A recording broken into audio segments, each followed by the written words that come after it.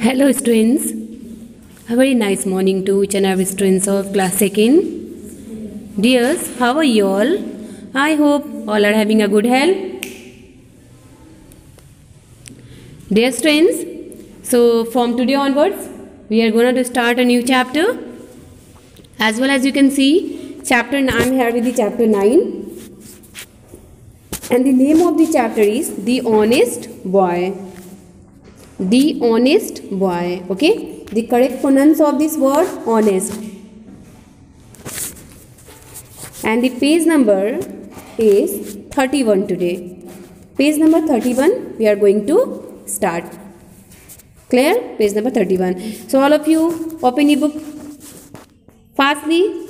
Open your book there and take out the page number 31. So let's start to read. Let's begin. Have you ever told a lie to save yourself? Here's the story of a boy called Gopal who told the truth even though it meant giving up a prize. Read on. After that we have reading and comprehension. So before that, let me explain you about the let's begin. Have you ever told a lie to save yourself? Students, there is a question for you all. There is asking a question for you all. Have you ever told? क्या आप लोगों ने कभी lie means झूठ बोला है to save yourself, अपने आप को सेव करने के लिए? Means whenever you are in any problem or you are having any problem or you are having any difficulty, so during that have you tried to speak lie? क्या आप लोगों ने झूठ बोलने की कोशिश की, lie कोशिश की है फॉर सेविंग योर सेल्फ, अपने आप को सेव करने के लिए, और फॉर सेविंग अदर वन, और किसी और को सेव करने के लिए? Yes, see there has a story of a boy. यहाँ पे एक स्टोरी है जो कि एक बॉय के बारे में है. And that boy is called Gopal. Okay, whose name is Gopal. Who told the truth. जिसने क्या कहा? जिसने ट्रूथ कहा, मीन्स सच्चाई को बताया, सच को बताया. ठीक है. even though it meant giving up a prize. And after this, that means giving up a prize. Read on. Students, we have this story here, so let's start to read. Now what happens and what's the name of this story is called The Honest Boy. Start from let's read. Gopal lived with his father and mother in a small village. What's the statement, students? First, Gopal lived with his father. Gopal, okay, Gopal जो है वो अपने father के साथ रहते थे. And mother in a small village, और अपने मदर के साथ एक छोटे से विलेज में रहते थे. Gopal is a boy. Okay, so Gopal जो है अपने फादर और मदर के साथ एक छोटे से विलेज में रहते थे. He also had a brother named Govind, and he was also having a brother, and the name of that brother or his brother was Govind. और गोपाल के एक ब्रदर भी थे. ठीक, उनका नेम क्या था? Govind. Gopal likes to study. Gopal जो है उनको स्टडी करना अच्छा लगता था, वो स्टडी करना लाइक करते थे. He went to school every day. He went to school every day. Gopal जो है वो एवरी डे स्कूल जाते थे. After school means after getting free from school, जब वो स्कूल से फ्री होते थे, उनका स्कूल जब ओवर होता था, he completed his homework. So first of all he completed और he was completing his all the homeworks of all subjects. ठीक है, वो अपने सारे सब्जेक्ट के होमवर्क्स को कंप्लीट कर लेते थे. And played with his friend. And after that he went to play with his friend. उसके बाद वो अपने फ्रेंड्स के साथ प्लेइंग करने चले जाते थे. Students, understood? Means Gopal. The story is about a boy Gopal. Gopal जो अपने मम्मी और पापा के साथ एक स्मॉल विलेज में रहते थे. एंड उनके जो है एक ब्रदर भी थे. ब्रदर का नेम क्या था? गोविंद. और गोपाल जो है उनको स्टडी करना अच्छा लगता था. He likes to study and every day he went to school every day. ठीक है, एवरीडे वो स्कूल जाते थे. एंड जब वो स्कूल से फ्री होते थे तो वो होम पे आकर के सबसे पहले अपने होमवर्क्स को कंप्लीट करते थे. And after completing the homeworks then he played with his friend. उसके बाद वो अपने फ्रेंड के साथ प्लेइंग करने चले जाते थे.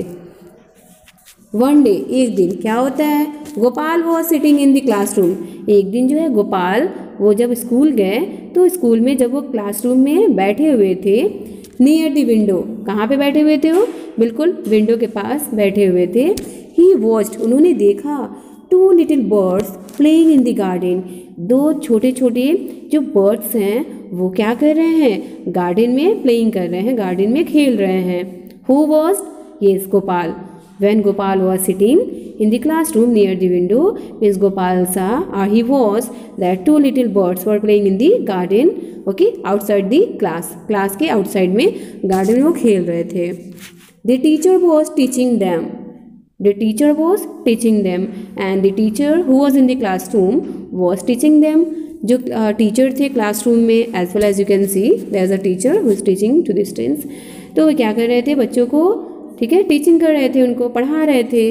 अ न्यू लेसन, एक न्यू लेसन के बारे में, नए चैप्टर को एक्सप्लेन कर रहे थे in mathematics. In which subject, mathematics में एक न्यू लेसन को वो टीच कर रहे थे बच्चों को, स्टूडेंट्स को।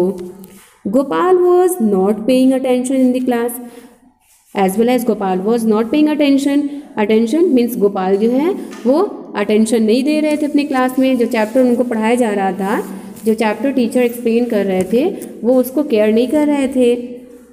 Y, because he was looking only that two birds which was playing in the garden, क्योंकि गोपाल जो है वो क्या कर रहे थे, जो टू बर्ड्स गार्डन में प्लेइंग कर रही थी उनको गोपाल जो है वो वॉच कर रहे थे, देख रहे थे। And it was the reason that what ever teacher was saying, Gopal was not listening carefully and understand it well, ठीक है, गोपाल उसको अच्छे से लिसन नहीं कर रहे थे।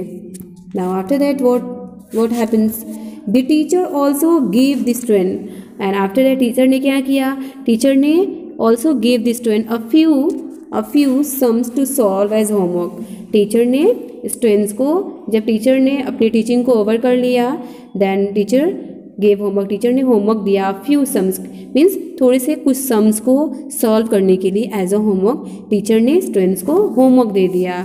Okay, he said, the teacher said to the students, I will give a prize to the students who gets all the sums right.